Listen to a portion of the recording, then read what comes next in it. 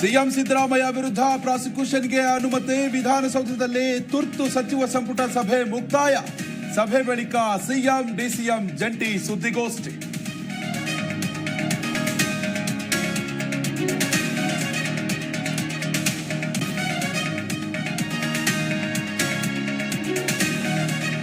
ನಾವು ಸಿಎಂ ಬೆನ್ನಿಗೆ ನಿಲ್ತೀವಿ ಎಂದ ಡಿಕೆಶಿ. ಸಿಎಂ ತಪ್ಪೇ ಮಾಡಿಲ್ಲವೆಂದ ಕೈ ನಾಯಕರು. ಸಿದ್ದು ರಾಜೀನಾಮೆಗೆ ಕೇಸರಿ ಬ್ರಿಗೇಡ್ ಪಟ್ಟು.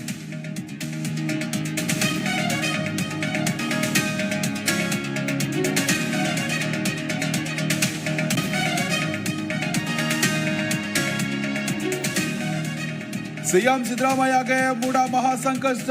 ಸೋಮವಾರ ಜಿಲ್ಲಾ ಕೇಂದ್ರಗಳಲ್ಲೇ ಪ್ರೊಟೆಸ್ಟ್ಗೆ ಪ್ಲಾನ್. ರಾಜ್ಯ ಕಾಂಗ್ರೆಸ್ನಿಂದ ಡಿಸಿಗೆ ಮನವಿ ಪತ್ರ.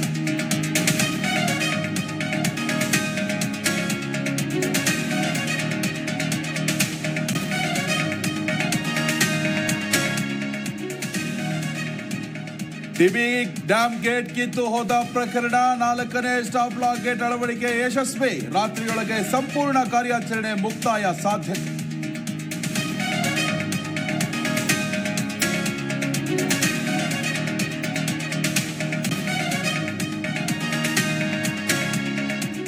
ರೇಪ್ ಅಂಡ್ ಮರ್ಡರ್ ಕೇಸ್ಗೆ ಕೋಲ್ಕತ್ತಾ ಕೊತ್ತ.